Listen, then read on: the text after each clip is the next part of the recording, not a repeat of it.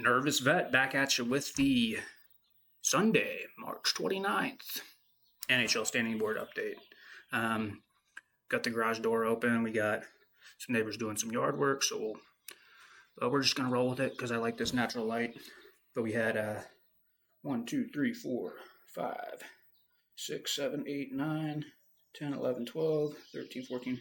Looks like 15 games yesterday, so hopefully we're going to have a lot of movement on the good old pennant board here. We're down to about 10 games left in the NHL regular season. But we go down the list. There were some really pivotal matchups here before we really get into the scores or anything. Morning games were pretty important. We had the Senators and the Lightning.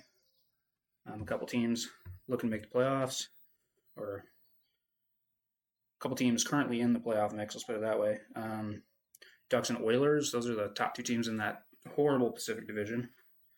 Wild and Bruins, with just a bunch of matchups here. Sharks desperately needing to win against the Blue Jackets. We had the Sabres trying to come off a 3-game losing skid. We had the Flyers and the Red Wings in basically like an elimination match almost. Like they're both in desperation for a win in that Eastern wild card race. But to keep this thing relatively short, let's get right into the scores here. First and foremost, Lightning Senators was the morning game. Lightning second place here in the Atlantic. Senators that first team out in the Eastern Conference wildcard. Lightning got that 4-2 victory. I think when I made the video yesterday, the game had started, it went live. I want to say the Senators were up 1-0, maybe 2-0. Lightning turned it all the way around and got that win in regulation. Second game of the day, Islanders-Panthers. This is another one where I was like, man, the Islanders really need to win. They were down when I did this video yesterday because it was an early game. And, Panthers were up at least 1-0. They might have been up 2-0 about 10 minutes into the game. Islanders ended up dropping 5 on them. So Islanders currently holding down that last wildcard spot. Every win, every game is so important this time of the year when there's only a few points separating essentially these 5 teams here. And then some of the teams even over there that are currently holding a division spot. Super tight race in the East. Love it. Oilers-Ducks. Oilers got the 4-2 win over the first place Anaheim Ducks. And the Wild and the Bruins. Wild currently in that third spot in the Central Division. They kind of have it locked up. Pretty healthy lead on the Mammoth. But they played against the Bruins. We're in the 7th seed in the East. Bruins end up getting that 6-3 win in regulation. Stars-Penguins. Another East-West showdown. Dallas currently the second best team in the entire NHL, points-wise. They got the 6-3 victory over the Penguins, who are second place in that Metropolitan Division. Moving on, Hurricanes-Devils. Devils, one of the disappointments of the year. Hurricanes currently the best team in the Eastern Conference. They got the 5-2 victory over the Devils. Sharks had lost 6 games in a row, taking on the Blue Jackets, who have been playing phenomenal hockey ever since they fired their coach. But the Sharks were able to pull off a 3-2 victory. They lost 6 in a row, guys. They were right up here in the thick of things. Lost a bunch of games in a row. They were tied with the Blues in points, which that's something you never want to say. We're tied with the Blues in points in 2026. They are. And they needed to win desperately, and they got it. 2 points. Much needed. Sabres, my team. The team that we're repping here, they had lost 3 in a row. Fortunately, they got points out of 2 of those, but they needed to win.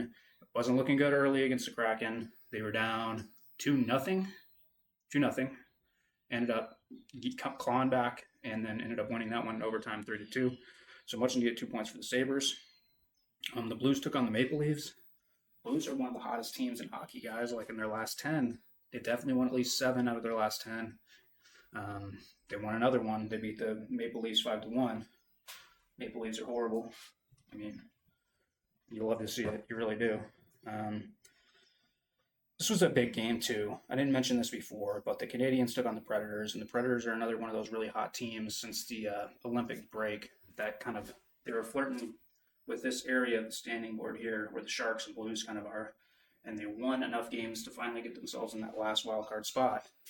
We had a lot of really cool vets that I like on that team. Stamkos, Evangelista, Roman Yossi, all these guys, and I would really like to see them in the playoffs, but they kind of got their asses handed to them, 4-1 to the Canadians, they look like they could have dropped out a little while ago, but they're taking care of business now. Canadians are another hot team.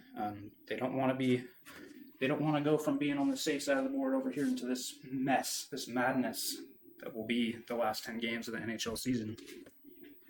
So they took care of business. Jets and Avalanche, I mentioned it yesterday. We bet on the Avalanche last time they played the Jets, and they got shut out. Jets took care of business again. I mean, I'm not saying that the Avalanche are complete frauds. They're the best team in the NHL for a reason. They're going to win the President's Trophy for a reason. But, man, I could see them having a tough time in the first round.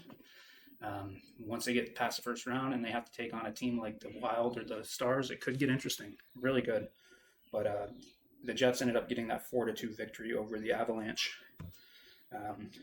Then probably the biggest game of the day. Flyers, several points out of a wild card spot. At least 4 or 5 points out, but they had played like 2 less games than everyone. So like those standings were kind of deceptive in a way. Like they're very much in this race. Don't let the 4 or 5 points out fool you. They've played only 71 games compared to many other teams of playing 72 or 73 games. So they took on the Red Wings, who are constantly over here, then they'll fall down to here, then they'll go up to here, then they'll fall down to here, then they'll go up to here. It's like changes every day, guys, because the race is so tight. I mean, single points dividing slots on the Eastern wildcard race. But Red Wings let them score early often, and they lost 5-3. So Flyers continue to make that push. Red Wings continue to fall from grace. Typical March Detroit hockey. Another pretty big matchup here, the Mammoth and the Kings, both in that at the top of that Western wildcard race. Kings currently the team on the outside looking in. Mammoth kind of with a healthy lead in the top wildcard spot. Kind of had it sewed up, and they won 6-2, playing good hockey. That was my old team, guys. I mean, born and raised in Arizona. Diehard Phoenix Coyotes fan, diehard Shane Doan fan, and now a diehard Josh Doan fan. Kind of jumped over to the Sabres, but man, I wish that Utah could have done this stuff when they were in Phoenix. I mean, it was just a really hard thing to watch them going from being okay to terrible to losing their stadium and playing in the Arizona State Sun Devils hockey stadium for like the last few years, and then eventually just moving elsewhere and now having some form of success the last couple of years. It's hard to watch, but they're doing it. So we got a loser bowl here. The Canucks and the Flames play each other. Flames beat the shit out of the Canucks. Canucks are a terrible team. Unless you bet against them, then they will find a way to win. I found that out. And then we had the 2019 Stanley Cup Final rematch between the Washington Capitals and the Las Vegas Golden Knights, which if there's a team on this board that I hate more than anybody, it would be those Vegas Golden Knights. Fans have never faced adversity, have known nothing but success, already have a ring. I just despise the fan base, despise the team. They have an all-star team on paper. I call them the 2019 All-Stars because they just got a bunch of old, really good players, but they're just not getting it done. And I hope that they find their way off this board soon, somewhere over here in the outside looking in. But the Capitals were able to win in a shootout. So the grubby Vegas Golden Knights stole a point there, lost 5-4 in that shootout, but that covers all the scores. Started talking circles. That Strawberry Monster in the Zin's kicking in, man. But let's check out the standings here. Good old ESPN's got to be good for something. Wild card race. Talk about the division leaders first. See if there's any movement there, which I'm happy to say there is. Start off in the West. To the West. We'll start off with the stuff with no movement. Colorado, 106 points. Dallas, 99. Minnesota, 94. Nothing changing there. In the Pacific, Anaheim created that 5-point lead. A little bit of a buffer. They can afford to drop a game or two here and there. They still have a 3-point lead over the Oilers. So 86 points for Anaheim, 83 points for Edmonton. Vegas barely holding on to that. last spot, they have 80 points. Going to the East, we have Buffalo, has 98 points, which is now the third most in the NHL. Cool. Buffalo 98 points, Tampa Bay 96, Montreal 92. Buffalo has played 2 more games than basically everybody on here. They've played 74 games. They have 8 left, so sorry about the dog. Got a noisy neighbors. Then in the Metropolitan, we got a little bit of a mix-up here. So Penguins lost, Columbus lost. Some of these teams win. What does that mean? Carolina's safe. They have 98 points. Pittsburgh moves down a slot. We'll just move these guys out of the way for now because they're going away.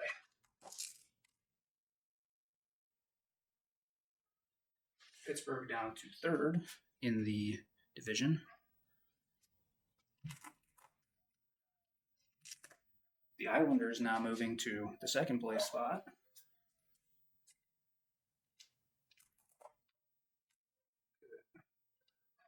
Like this.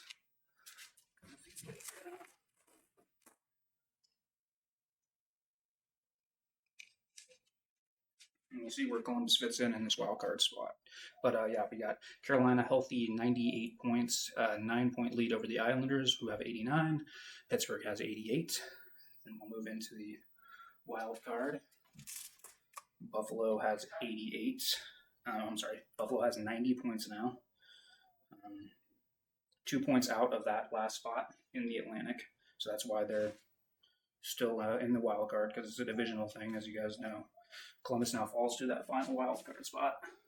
87. Ottawa's still holding on to the final outside looking in spot. They're tied with Detroit with 86 points. Philly has 84. They're closing the gap. They've also played a game less than everybody up here, so they're very much in the thick of things. Washington has 83. They played 74 games, though. And then New Jersey, 76. Toronto, 75. Florida, 73. And then the eliminated New York Rangers have 67 points. Moving to the West wildcard race. Utah still with that healthy 5-point lead over the Nashville Predators with 82 points. Nashville with 77. Barely holding on, guys. They need to start winning again if they want to hold on to that. Because the Kings, fortunately, also lost. But they're only 1 point back. Kraken have 75. They're only 2 points back. Winnipeg, 74 points. They're only 3 points back. San Jose got the much needed win. They also have, they had 73 points.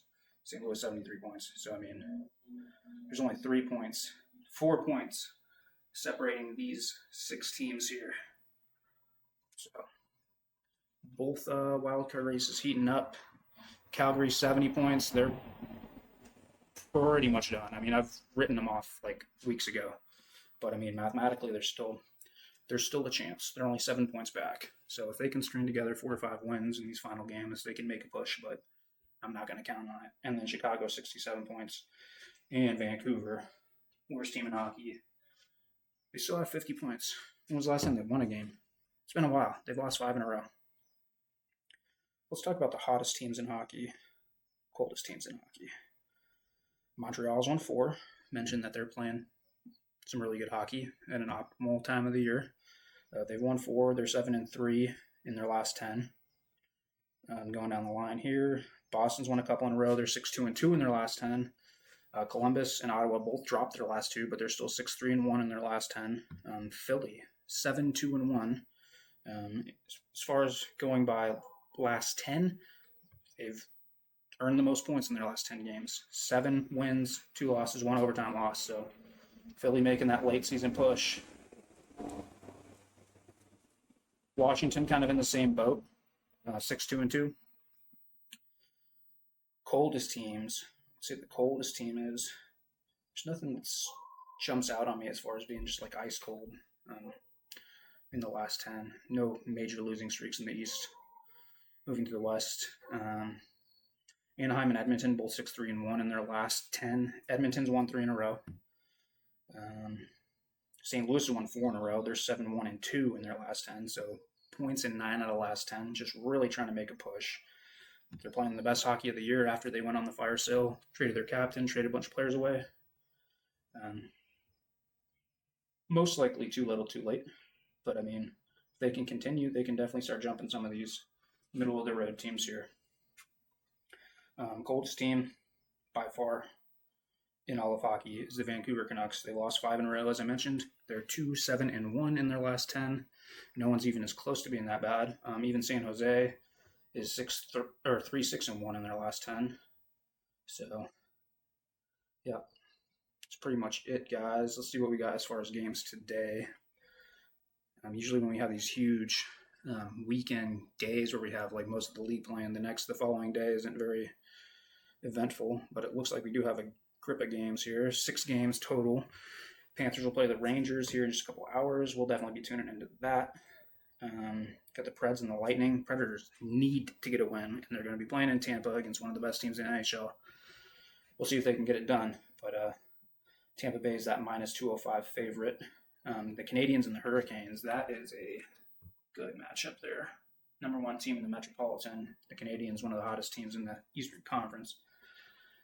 Bruins and the Blue Jackets on ESPN+.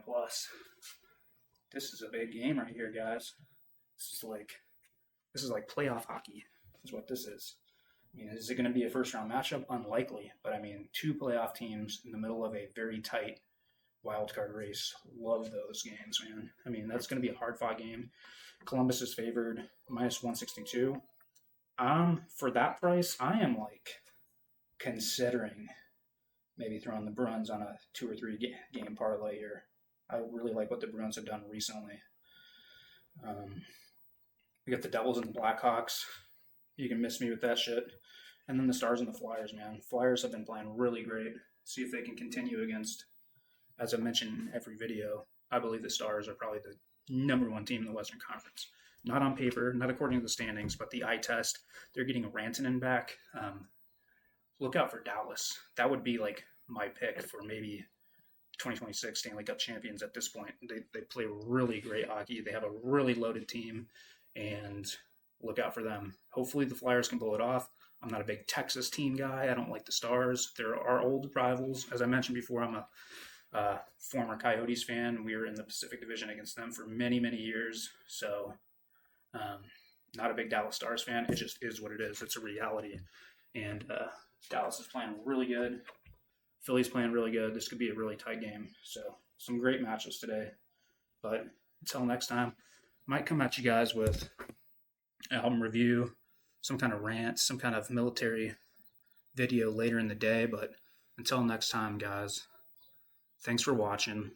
Leave a comment if you have anything to add or anything you want to see or anything you want to, any kind of input at all. Talk shit, whatever. I'd love to hear from you. You guys have a good rest of your weekend. We'll see you next time.